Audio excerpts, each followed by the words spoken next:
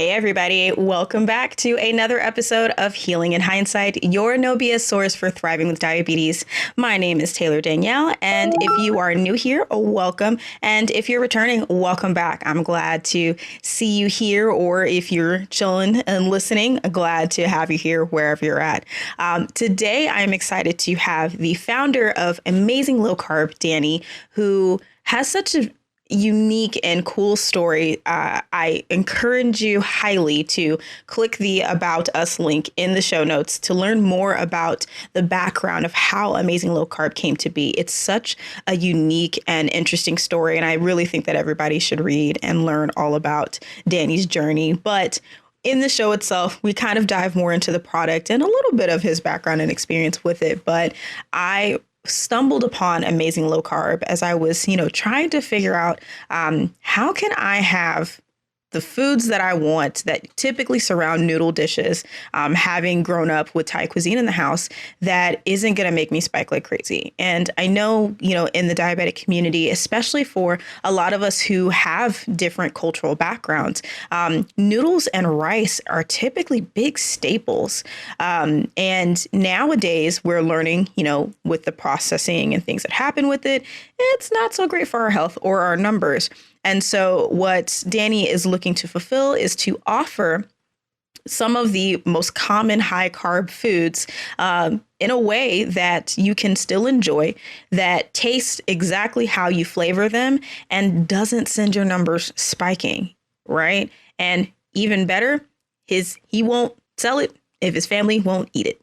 So it's family approved, it's kid approved, all of the approved, and it is definitely changing the game, in my opinion. You can purchase it on Amazon. They do have different noodle types as well as rice, and that's definitely one that I'm interested in because I can navigate cauliflower rice, y'all. I just I'd rather just have the damn rice.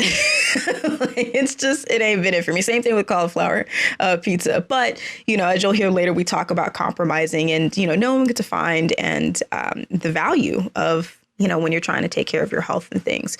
So please make sure that you follow Amazing Low Carb. Danny and his team are doing amazing things all the way in Singapore. And I'm really excited for you guys to hear how it came to be and some of the words of wisdom that he shares. I think he shared some great insights on things, both food related and unfood related. So without further ado, here's my conversation with Danny from Amazing Low Carb. Let's do it. Perfect. You're listening to Healing in Hindsight, your no BS source for thriving with diabetes. What's up, guys? I'm Taylor Danielle, and it's my goal to help millennial diabetics like myself live an amazing life without your diagnosis getting in the way. I get it. I was diagnosed back in 2015 with type 2 diabetes, and it was really hard to find people around my age to understand how to travel, socialize, or even have meaningful relationships. But I feel like with a focus on mindset, perspective, and nutrition, together we can take back our health and our lives. Consider this the red table talk, but for diabetics. Minus the entanglements, though. So let's do it. All right. Well, Danny, I'm super excited to have you on the show today. I'm very excited to talk about a product that, just from what I've learned about you through your site and, through social media, you put a lot of heart and soul into this company. So welcome to the show. And I'm really excited to chat with you today. Great. Thank you, Taylor.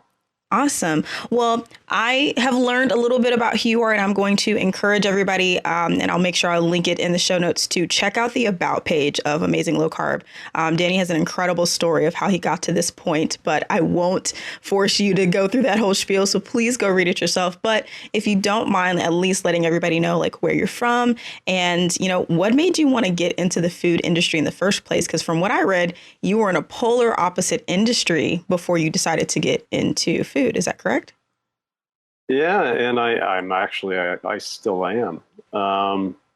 So to answer your first question, I'm Canadian, but have been an expat since for the last almost 20 years.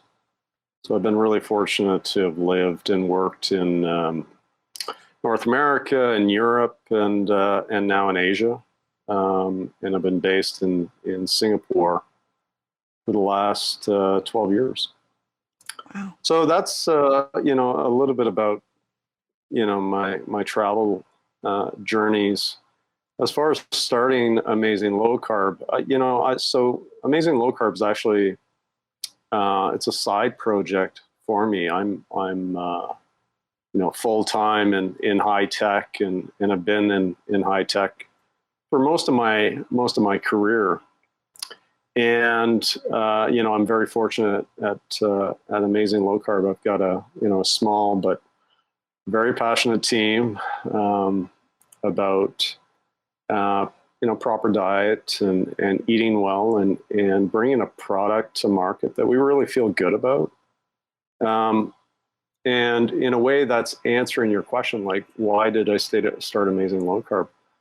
I started it because, you know, I've been passionate about food for a while, which is something that my father drew me into, which is in the about page that you referenced. He was a bigger than life personality. And I think for a lot of people, you kind of get drawn into food. Maybe it's a bit intimidating to learn how to cook and, you know, learn some of the basics and whatnot. So it took time, but slowly I fell more and more into it. And then as I got older, you know, paying attention to what I was eating became pretty important, because you know, it was getting a lot easier now to put on maybe a few extra pounds here and there. And I was always, you know, I'd always, you know, since I learned about cooking, wanted to eat good food.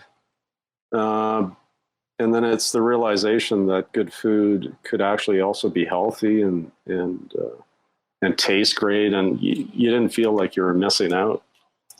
And I became aware of the health benefits of a low carb diet. You know, before keto was kind of this buzzword that everyone was throwing around.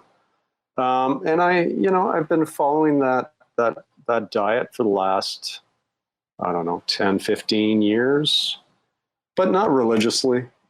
You know, like I went out with my two sons last night to an Italian restaurant. We had tons of pasta and pizza. My favorite. Oh my God. But those are, you know, it's that's okay, as long as, you know, I think your health is, you know, is the cascading effect of months and years of how you've treated your body and what you've eaten. You know, if you look at where you are now, you know, look back at the last 2, 3, maybe even 5 years as to how you've been treating yourself. And I think it's that cumulative effect. So it's okay to have a, you know, a high carb meal or cheat days or whatever you call it, as long as you're consistently, you know, in the back of your mind thinking about, hey, is this going to be good for me or not?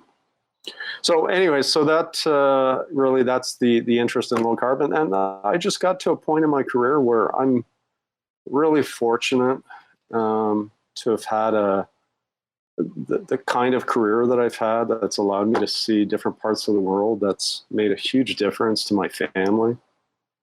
But I wanted to see if I could build a brand around something that I was passionate about, which you know, was food, and completely different than what I do in my day job. So, I mean, with the pandemic, I don't golf. I don't have all these different hobbies or whatnot. I mean, I love business. And, you know, in the hours that I was spending at home and in isolation, like Singapore has been completely locked down. Mm. You know, I put together kind of the framework of what I wanted to do as far as a brand is concerned, what that brand meant, that it would be authentic, that it would bring a really high quality product that I would feel good about, and that everyone involved with would feel good about, and that customers would love. And I think, wow, let me see if I can do that. So that's really the genesis of Amazing Low Carb. And I suppose we can get into, why noodles and that sort of thing. But really, that's where it all started.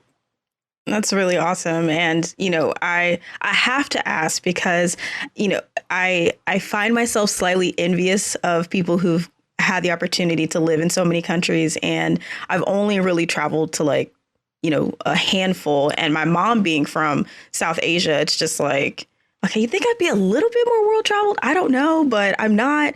And one of my uncles is an expat. He started out in London and then ended up in Dubai, and now he's in Geneva. And I'm talking to them all the time on WhatsApp, like, how do I live your life? Like, I would love to, kind of pack up and go abroad for a little bit because, although I did get to experience other cultures and things like that, even here in the States, it's just always been something that I feel like brings a lot more perspective, which I value. And most of that I had to get through my mom and her side of the family of like, what was it like living in Thailand and how did you, do all these things and come to, compare the values of being in the States to now and stuff like that. So I have to ask, how has that been so different, like going from country to country? Because you've been to a lot of places, some that I'm just like on my bucket list, like, geez, you've hit all of these. And it seems like an amazing experience to get to come from. So what was that like?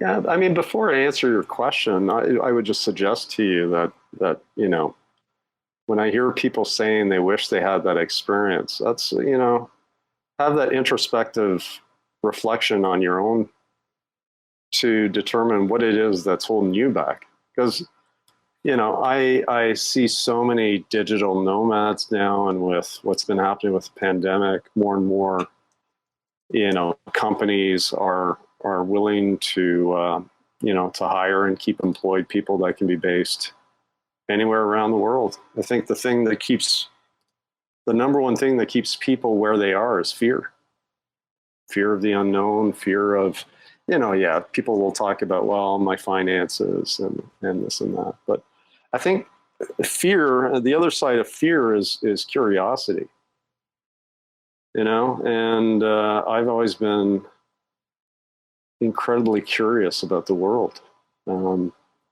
My parents, the earliest memory I have is my parents put me on a train by myself when I was very young, maybe 10 years old. They put me on a train to go see my family. I took the train from northern Quebec to Montreal, and it was probably a 7 or 8 hour journey. But to do that journey by yourself, and it was safe. I mean, it's, I don't know what you would call the train attendants, but they were always checking up on me, and I had my little snacks. But just to be beside the window and see the world go by, I still remember that.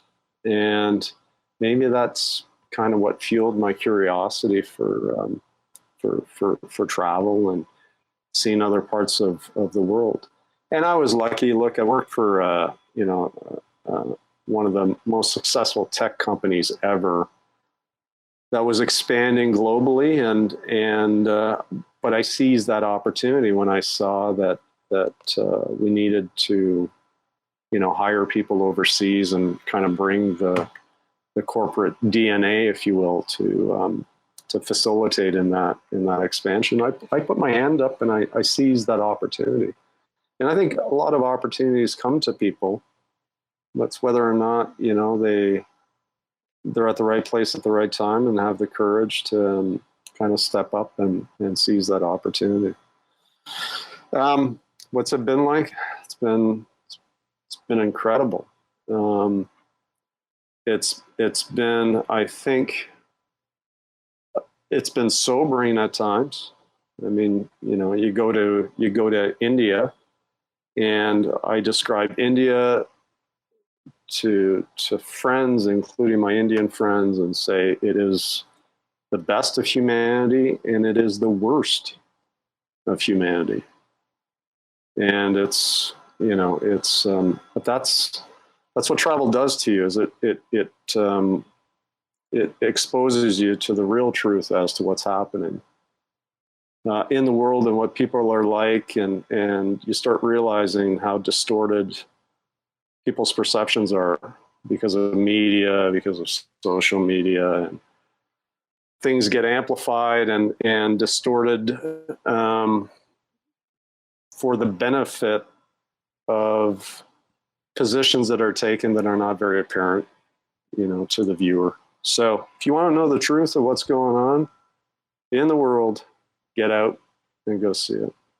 Yeah, absolutely. I think you touched on something really powerful that I've been diligently trying to be hyper aware of, is that seizing opportunities, and opportunities that aren't packaged in a pretty bow. Because I think a lot of times, especially for my generation, that's what we look for sometimes. And we forget that sometimes the opportunities that are there are not, this grand thing. It just either you go or you don't. And so that has been a big thing for me the past 2 years. It's like, okay, what can I do to notice these moments and opportunities to take advantage of things like that, especially as things are trying to figure out how to be a new sense of normal. I don't even really like using the word normal anymore, but like, okay, what are chances for me to go and see places? And even if it's outside of my own state, that's better than, nothing. I've been born and raised in Texas my whole life, and I've only been to different cities, and I've been in Austin the last 15 years. I'm like, I should probably get the hell out of here. Like, it's time.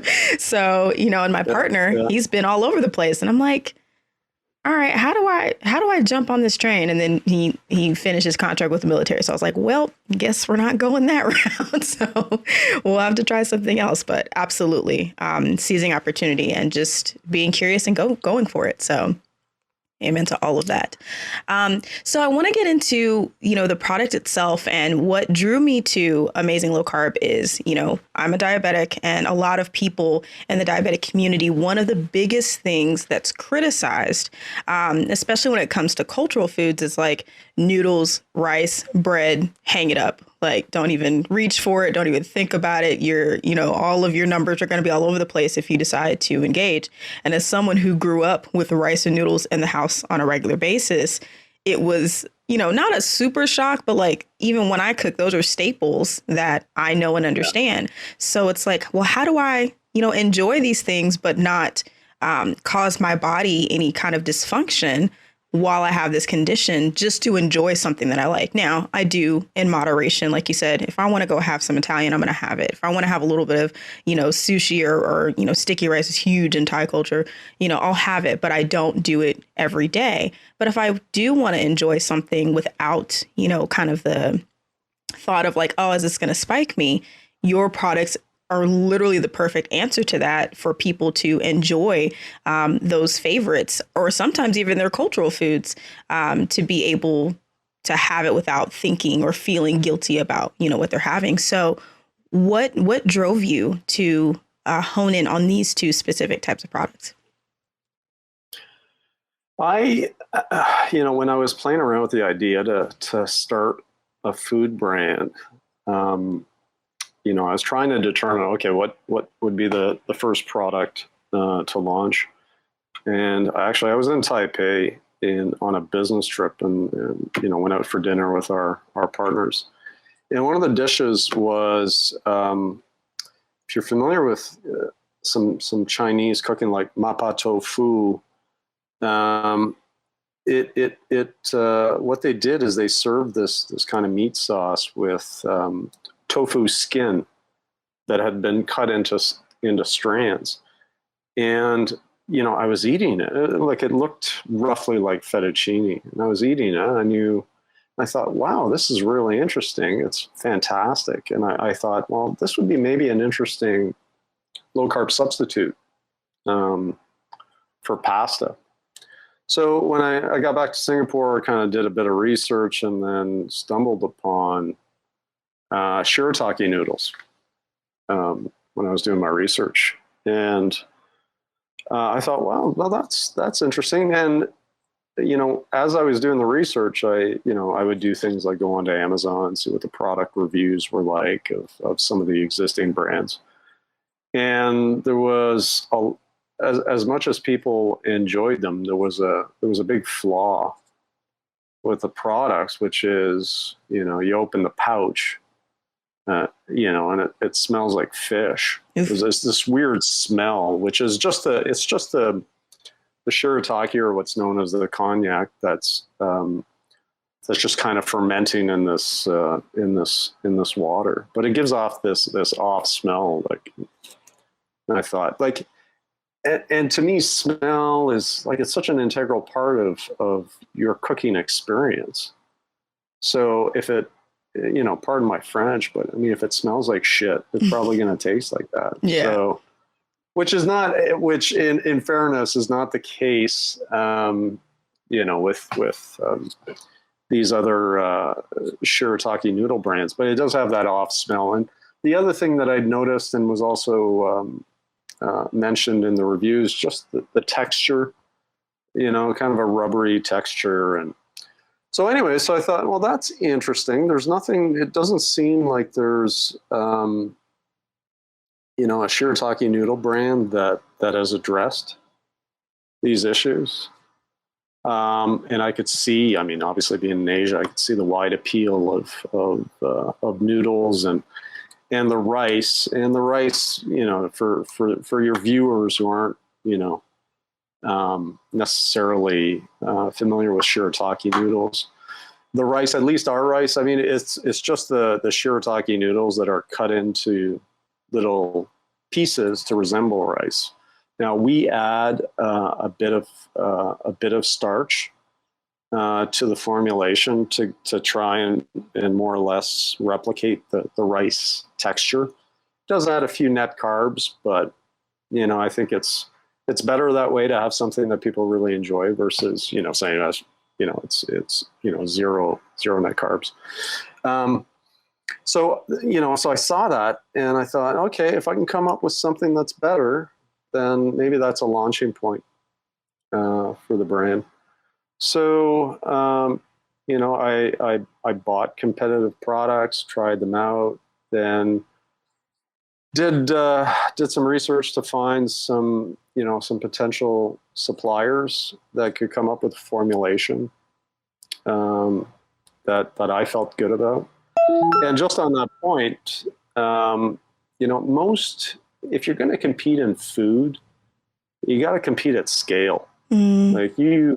A lot of people, I see so many, I'll call them mom and pops, operations and entrepreneurs, and they make the most incredible products.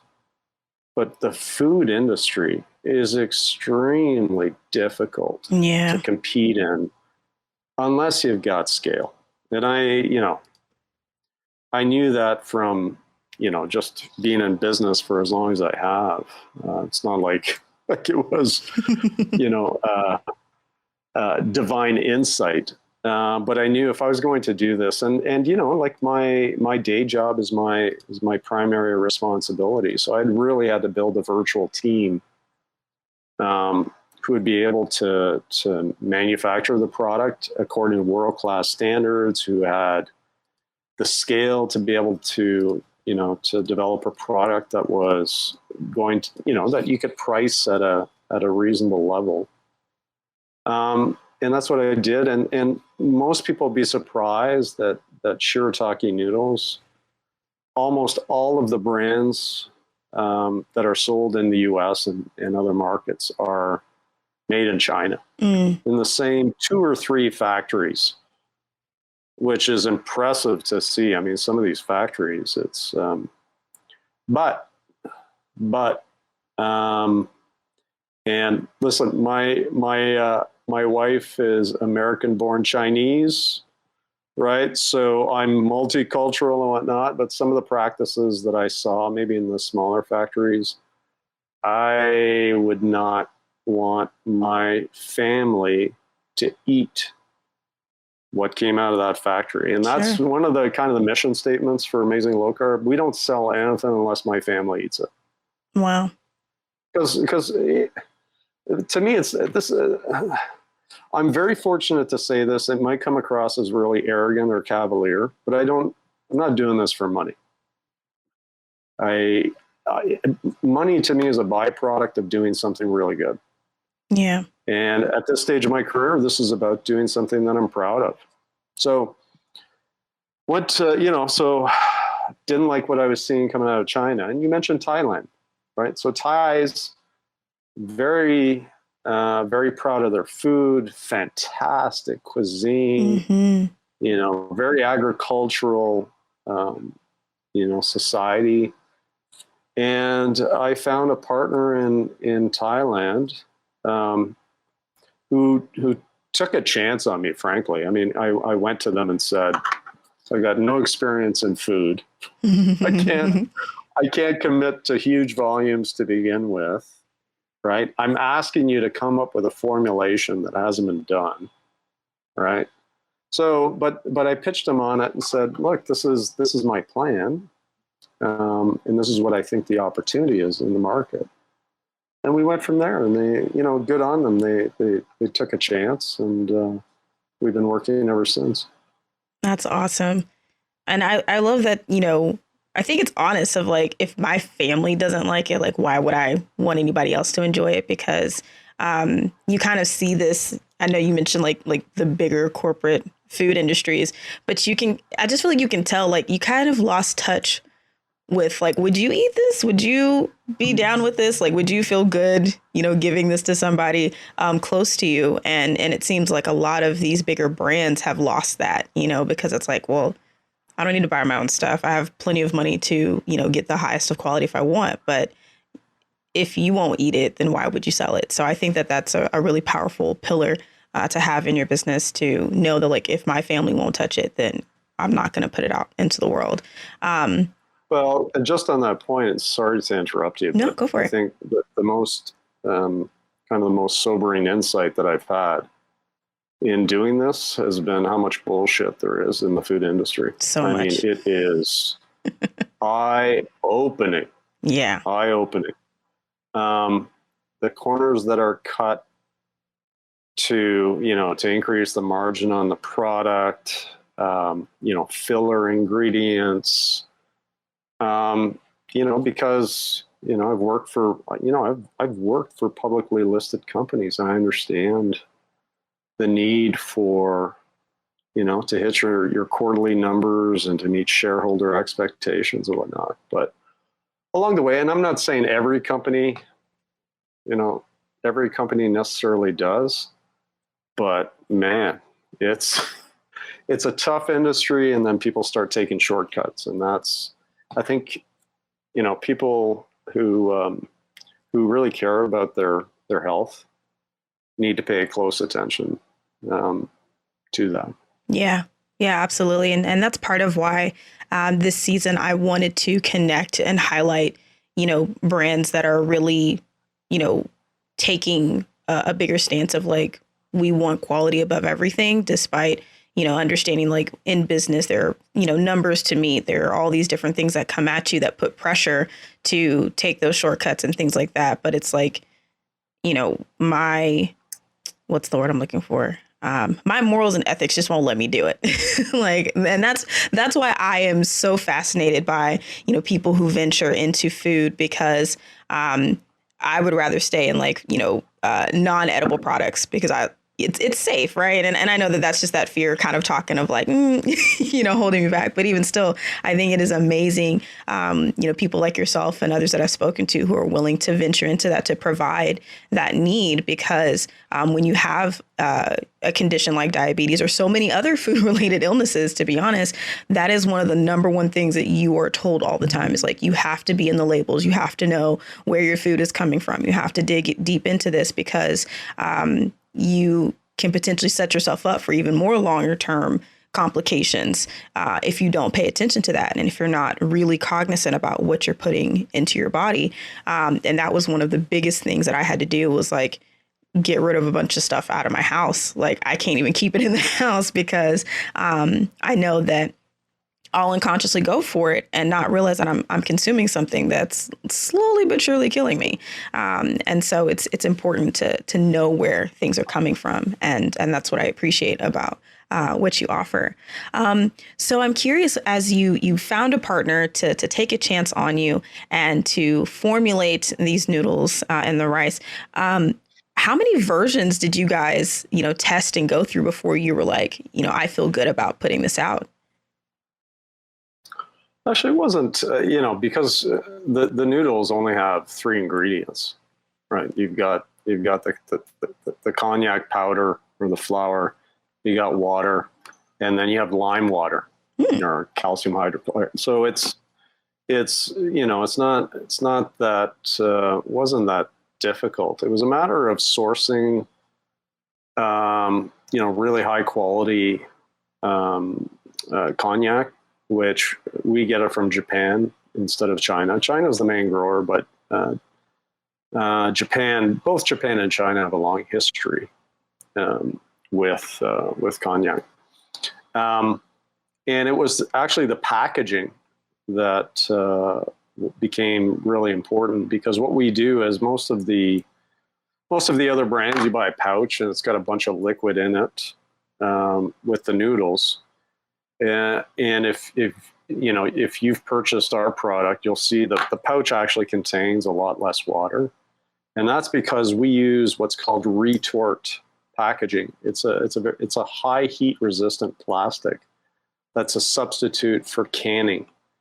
So instead of in the olden days they put stuff in cans and then used heat pasteurization or to preserve the food, we can actually do that in these pouches. So the pouches get submerged in very hot water to pasteurize the pouch. So it allows us to pack with a lot less water, which reduces the odor. That with the flour reduces the odor that's present, when you open up the pouch. So it wasn't that complicated.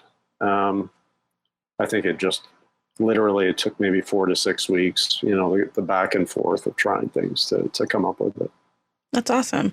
That's always my favorite fascination is like, taste testing and making sure it goes right and making sure it's packaged right. So it's nice to hear that it was a pretty smooth process. And then the ultimate test is, I'm just kind of skipping ahead right now. Like we're experimenting with granola cereal in Singapore. And I knew we had the formulation right when I was doing some work in front of the computer, and I just kept like eating out of the bag. And I wouldn't, like, it wasn't stopping, right? I got granola all over the place. I thought, okay, maybe this one's good. This one's good. A plus plus. Did you have any left to no, I ate it all. So you're just gonna have to make another batch. Thanks. That's awesome. So you talked about you finding a partner who took a chance on you and very basic ingredients and this higher quality packaging that allows you to reduce and meet solve some of the issues that you've seen with competitors. Now I want to know, you've talked about, at least from what I've learned of you, cooking is a huge part of your upbringing and things that you've experienced in your travels. So what are some of the favorite things that you like to make with your own products? My wife loves squid ink pasta, and I love making it because it's super simple. It's really impressive. And when we use our spaghetti noodles, you can't tell the difference. You cannot tell the difference between regular pasta and, using our shirataki noodles for that kind of dish. The fettuccine Alfredo, I love making. So easy. Like these dishes literally take 5 to 10 minutes. Like that's one of the things I love most about our noodles is they're ready to eat. Like you can throw them literally. You can throw them into a hot sauce or a broth, just to warm it up, and then just eat it, or even just throw it in the microwave for a minute. So it allows you to make a really tasty low carb meal in just minutes. Like there's really no excuse. I mean, people will find the excuses, but there's really no excuse for you not being able to make something that's nutritious, it tastes good, and it's good for you. That's awesome. So those are two of my favorite. I mean, I got a bunch of it. Depends on what ingredients I got lying around. Yeah, that sounds about right. That's usually my mom's take of like, I usually have a set list of things that I ask for when I go home. Because, being in Austin, like Thai food has exploded everywhere, but it's, obviously not the same when you're getting it from, your mom or even my grandmother. We used to have this thing where when she would come visit, we would take her to different Thai restaurants and have her try the food. And if she gave the stamp of approval, we're like, that's it. And not one time, even up until when she passed, not one time did she approve of a Thai restaurant we took her to. She would take like 2 bites and she'd be like, mm-mm.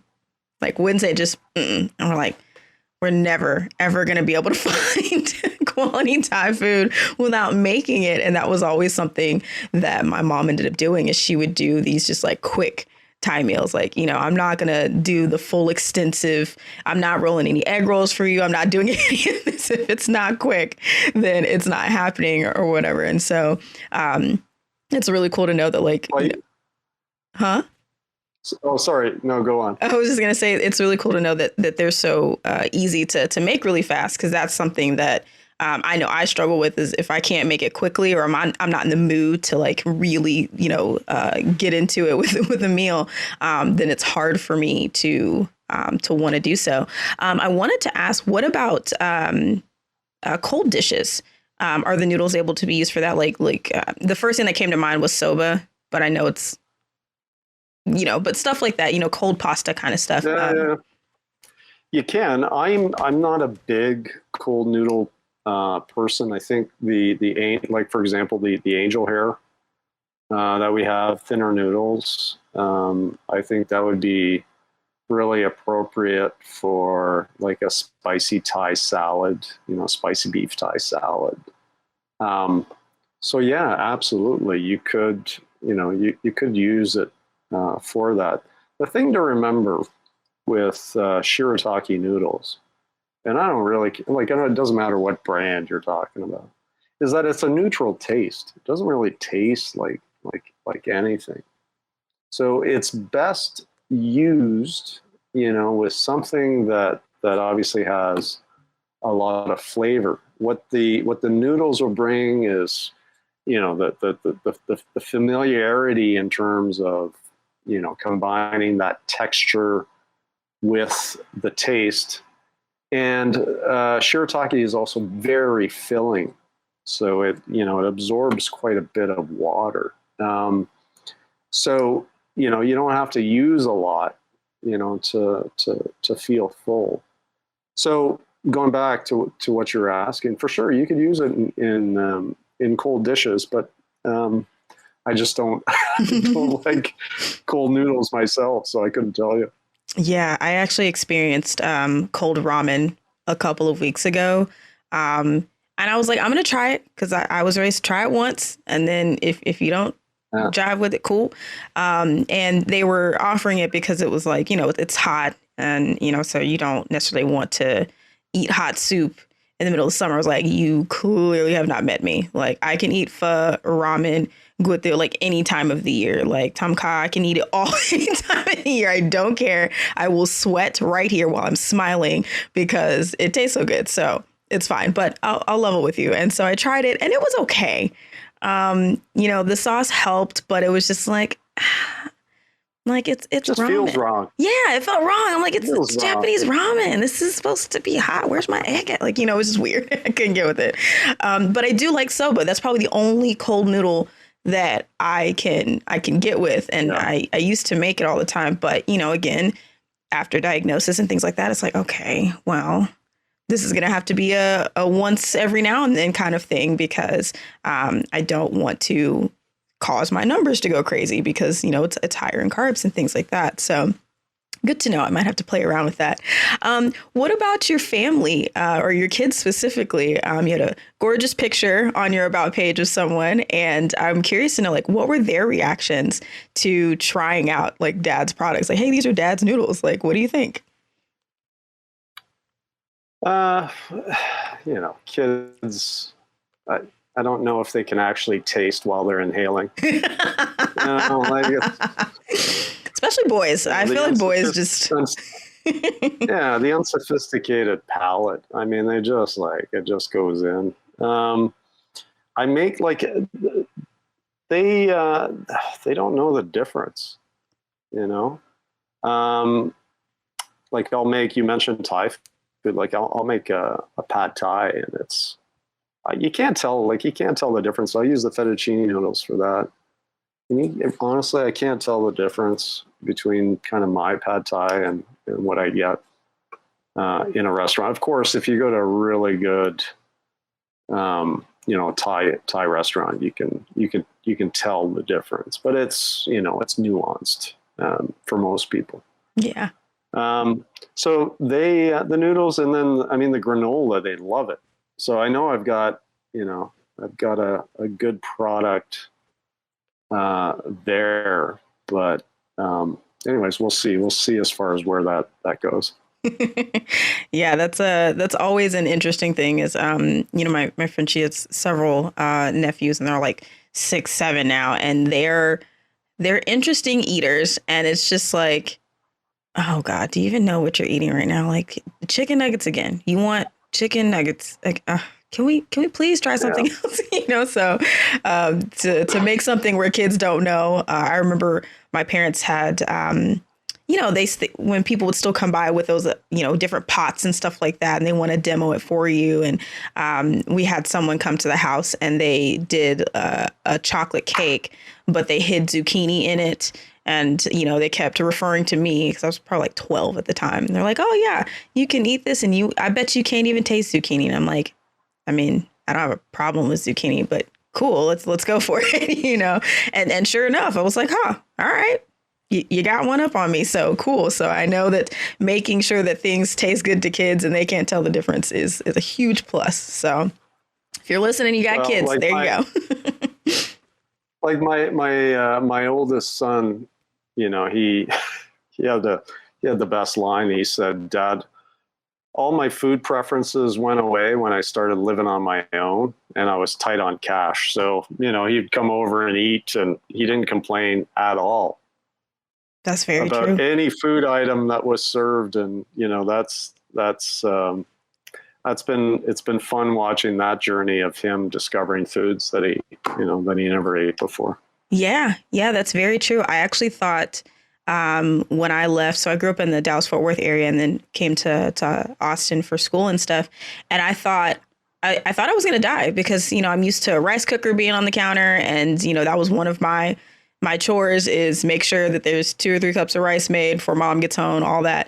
And I was like, okay, well, I'm going to my dorm and she's not going to let me take the rice cooker. And what am I going to do without my rice? And I lived. I was totally fine. I was like, oh, actually don't even miss it. It's actually kind of weird. But as soon as I went home, I'm like inhaling everything, like, oh my God, I forgot about this. Oh my God, green curry. Oh my God, yes. Like, because I had to just, if it wasn't in the dining hall, then it was just those, instant noodle packs or macaroni packs, and that's it. That's all you got. So I feel his pain there. I'm glad I'm in a place where I'm able to indulge more, but totally understand coming home and you're just like, I don't care. If you made it, I'm eating it. Like, please feed me. Well, that's really cool. So you mentioned that you've got granola going on. So what has been that process in creating that and, creating the flavor profiles? Because it sounds like you got a hit because you couldn't even stop yourself from eating it. But it's such an interesting thing because you're seeing it everywhere. And I know cereal is one of the biggest things that I miss. And, I still every now and then have it. But, my CGM will go off like, now you shouldn't have eaten that bowl of tricks because look where I'm at. It's like, but it's my childhood, right? So you see all of these versions pop up everywhere and you're just like, which one do I try? So how did you, jump into that? And what has been the process of creating one that it sounds really good? I'm going to have to get my hands on some now. You can't tell me cereal-like things and now I have to try it. So what's been that process? Well, kind of a strange story. I mean, if I would have been smarter, I would have done a product related to noodles. I mean, that's the logical, right, progression of doing this. But as I said, I've got a team that that runs low carb, and maybe they're too nice. They just say yes if I have a stupid idea.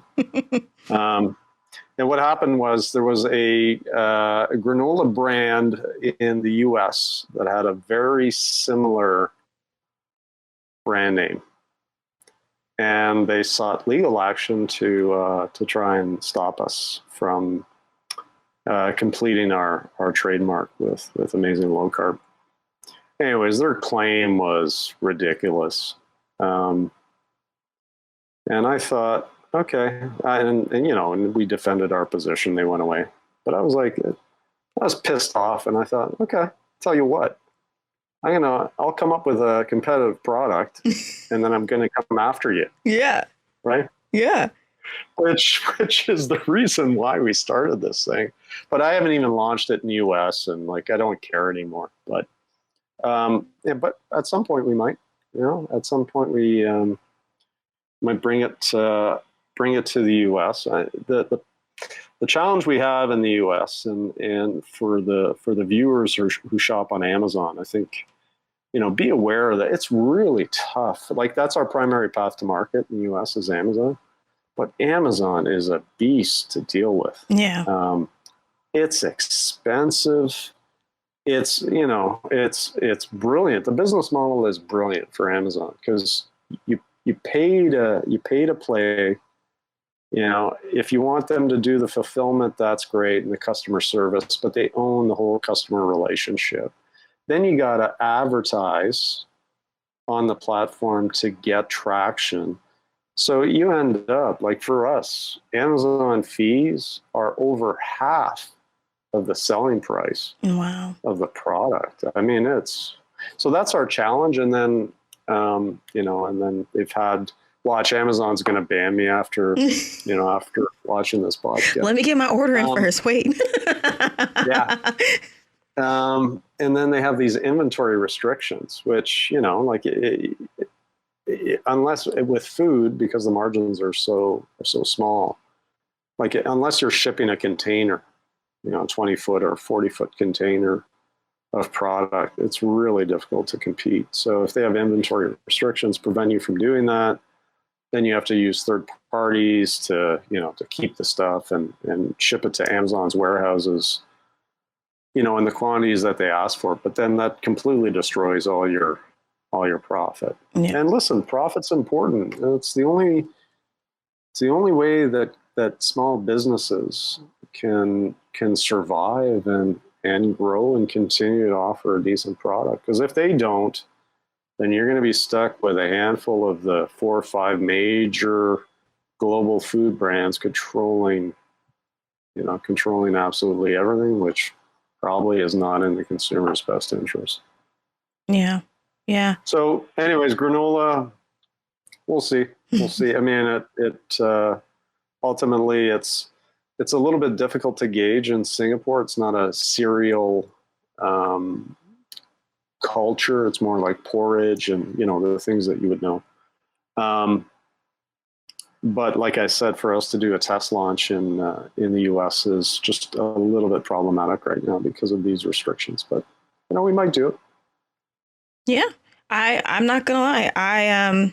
I'm the worst person to say hey, I'm basically firing back because I'm being petty. I will cheer you on. I will be like, yes, absolutely. Because as you were telling this, I was like, yeah, actually you should do that. That's rude. I was over here minding my business and you showed up. Okay. But again, I'm the wrong person. I will cheer on petty behavior because I'm petty myself. But that's really cool. And hopefully, things work out to where, maybe get to try it out. But hopefully it takes off in some form or way. So what are some kind of goals that you have? I know you said that you did this just, to build something. There wasn't, a factor of I'm just trying to make a bunch of money. You just wanted to provide something wholesome. What are kind of the plans that you'd like to see for Amazing Lokarb in the next coming years? I think, the priority for me is, I think, twofold is making sure that, we've got a product portfolio and a roadmap that can sustain the growth of the company. And the second is just having the team in place that can actually do this stuff. I mean, like I said, this is a side project for me, but it doesn't mean that it doesn't get a lot of love and attention when it needs it. It's making sure that the appropriate pieces are in place and that the machine is running, the way it should, and that we have people who, frankly, are probably a lot smarter and brighter than I am for a lot of things that you need to do to make a brand successful, whether that's on the digital marketing side, kind of supply chain side, those sorts of things. So in terms of goals, I'm more, I've got some, I do kind of have some metrics, if you will, on my scorecard where I'm like, okay, we probably should be hitting kind of this much revenue, this much margin, this kind of growth rate or whatnot. But those are soft targets at the moment. I'm more focused on the process, versus the goal, which I think is, if you're a little bit fuzzy on the goal, focus on a process that brings you in that general direction. So, because the Olympics happened recently, I'll use that as an example. If I think I want to be an Olympic athlete in, some sport, but, I'm unsure of, where my metrics need to be to compete at that level and whatnot, I'd focus on the process. And the process really is every day I got to go to the gym, for a couple of hours. I gotta work on my technique. I've got to be in the right mental state. And so what are the day-to-day things that you need to do? And that's, like I said, I keep diverting to the team I have. They understand the mission, and they are trending us towards kind of those goals that we have in developing the product portfolio and having a team that likes working with each other and having a bit of fun doing something hopefully that's beneficial to to our customers. Yeah. Well, it is definitely beneficial because I, again, through, searching on social media and trying to find alternatives, and you guys did pop up on Amazon for me. So I'm really glad because it's, especially being so connected to the diabetic community, it's one of the biggest things that pops up. It's like, I want to have this. I want to be able to enjoy this. I, kind of miss having this. And that's why, we almost treat it like drugs. Like I relapsed into having a pizza or having pasta because I just wanted it so bad. I miss it. And to know that there are products out there that can still give that, kind of nostalgic feeling and that you can enjoy, and you're not freaking out over like, oh my God, how much did I just eat? And crap, let me, especially for my insulin dependent folks, they have to correct their insulin intake just to, match up with what they've eaten. So tell your team, from me and the rest of the community, thank you, because this makes life a lot easier to know that I don't have to think about it. If I want to make a hot pot, I can make a hot pot and I can enjoy it. And I don't have to think about like, what kind of noodles did I buy? Wait a minute, what are the carb levels on this? Because it allows me to enjoy the cultural things that I grew up with and that I love. So huge thank you to you and your team for sure. So before we get out of here, I would love to know, what's one piece of advice that you would give to somebody who wants to enjoy food, especially of all different cultures, but they're struggling to find, a healthy alternative? Now, obviously, invest in Amazing Lokarb. That's check one. But for other options, what would you say to them? Well, fortunately for me, I'm in good health. So deviating once in a while is not an issue for me. But I think based on my own experience of, again, this curiosity of, I'm always trying to find a low carb alternative to, a traditionally high carb meal.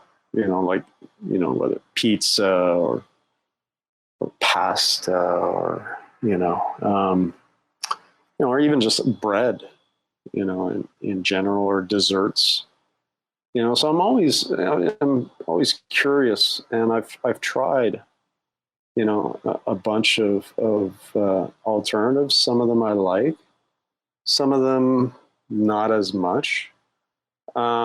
So, like how, if you're committed to your health, just do a little bit of effort and do some research on, online about low carb alternatives to the foods that you currently eat, especially the comfort foods, that maybe that you grew up with.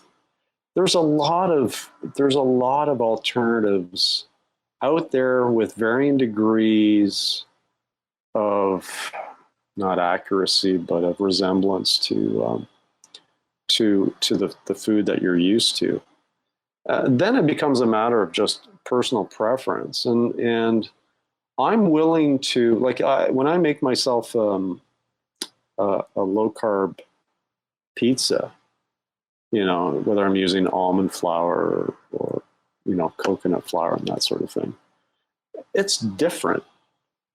Like it doesn't taste like, it's not exactly a pizza crust, but that's okay, because it may be different, but there's enough resemblance there for me to enjoy it. And also I know that it's going to be, it's a healthier choice. So sometimes, not all the time, but sometimes there's a little bit of compromise to make, but that's okay. That's okay. Like, most diseases now are like, I love the saying that we dig our own grave with our teeth, and so just my advice, like I said, in a roundabout way, is do the research, experiment, see what works for you, and be willing to compromise, because ultimately at the end of the day, it's how much do you want to, like, how healthier do you want to be? Like, these are decisions that you make, like, should you grab the M&Ms, or should you try and make yourself a nice chocolate mousse dessert that's keto friendly, which is not hard to make, just a little more effort, like, these are choices that people need to make. So yeah, that's my advice. Yeah, I can get behind that. It's you made me think of something that my dad has always, told me about. What do you value? And if you look at what you value, sometimes you might not think about it because your actions show, what do you value this more than that? And I think that is a big lesson to learn when you are dealing with a health condition that is, a constant cycle and relationship with food of, how much do you value certain things? And like you said, being willing to compromise. I love cereal, but not that bad, so I'm okay with it not being in the house, because I recognize that that's a weak point for me. And I will eat the whole box, and it will, spell disaster for me later. So, but it's more valuable for me to have fruit, in the house, because I actually like that more than candy. And it's so weird. I never thought I would be that person. Like, yeah, sure, I do like fruity candy every now and then, but for the most part, I'm like, is there a cold apple nearby? Like, I'd rather have that. Like, it's strange. And so over time, you start to, that becomes your new norm. And, my mom sometimes, she's like, what is in your fridge? And I'm like, oh my God, Mom, like, it's called a salad. I actually enjoy it. Thank you. Oh, okay. I mean, I eat a salad sometimes, but there's a lot of bacon in it. All right, Mom. All right. You got it. Like, silly Asian lady. You bring up a good point, which is, if you can't control you, control your environment. Mm-hmm. Like, don't have it in the house. Yep. Because really, are you going to feel like running down the street when it's like pouring rain, just because you want to get a bar of Snickers, versus whatever healthier choice you have in the fridge? So control your environment, I think, is really important. Yeah. I think the biggest curb too, especially here in the States. I'm not sure how it works in Singapore, but the food delivery apps are huge here, right? And Yeah. if there's ever a bigger deterrent for me to like just go snack crazy, it is opening up one of these apps, filling my cart, and then looking at the delivery fee. And it's like, it's going to cost me like $15 to $20 more to get these three things, like chips, candy, and probably like a soda or something like that. And I know it's not worth. Nope, it ain't worth it. I'm gonna go get my sparkling water and an apple, and I'm gonna go sit my ass down somewhere and stop playing. So it's definitely that's been one of them. And every now and then I just delete them off my phone because I'm like, yeah, I'm not even trying to set myself up for success. So unless it's a grocery app, we're gonna leave you in the ether webs over there. So. Well, Danny, this has been such a thoughtful and enlightening conversation, and I appreciate your time and wisdom that you provided. Where can people connect with you if they want to keep up with all the cool things that Amazing Lokarb is doing and, maybe keep eyes out for granola if things work out? Fingers crossed. My gals are super active on Instagram and more now on Facebook, but definitely Instagram, I think, is the... and now you're probably going to ask me for our Instagram handle, and I don't even know. I think it's Amazing Lokarb. Anyways, go to our website. The link is there, lowcarb.com. But that's the best place to kind of keep updated as to what we're working on. Well, I got good news for you. Because I actually ensured that it's on the screen, so that way you didn't have to think about it. Okay, beautiful. So I will ensure that all of those links are in the show notes, and as well as to the Amazon page as well, because Prime is real, and I appreciate being able to get stuff in 2 days. So if you guys have not already tried Amazing Lokarb, their noodles and their rice, please make sure that you do. I'm excited to order so that way I can start making a lot of my favorite foods. So, Danny, thank you so much for your time today, and we'll catch you guys next time. So, Danny, thank you so much for your time, your effort, and your wisdom.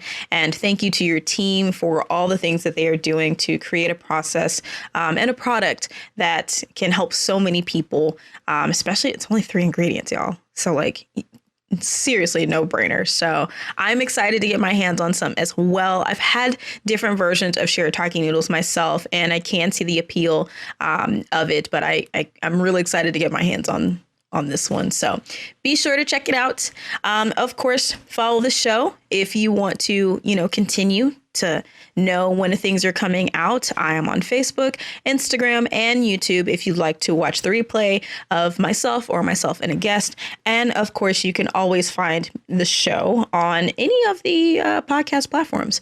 You already know there's a bunch of them, so I won't have to list them out. But if you don't mind, I would really appreciate it if you could head over to Apple Podcasts and leave a rating and a review if you've got the time, or head over to podchaser.com. Link is in the show notes, and leave a rating there. You don't have to sign in. You don't have to have an Apple account on Podchaser. It's kind of a universal platform to rate your favorite podcast. Why am I asking for this? Well, it helps people to find us, and it helps people to know that there's a show out there that's raw, real, and just providing real talk when it comes to diabetes. And I want to ensure that we're reaching our people so that way they know that there's a community waiting for them to help, to listen, to ensure that they feel confident in moving forward with living their life despite having diabetes. So it would help out the show tremendously if you could leave a review. And hey, if you do, drop your Instagram handle in your review.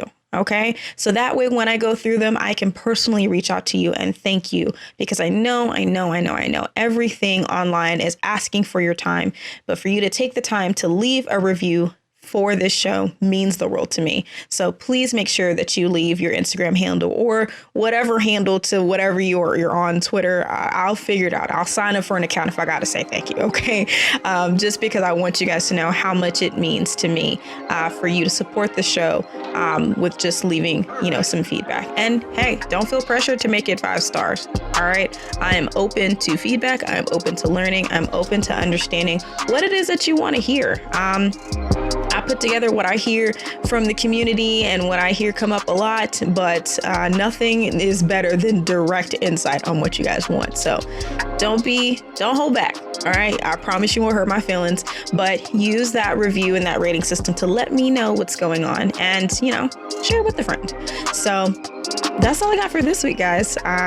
You already know, Tuesdays and Thursdays, you can catch new episodes with myself and a friend.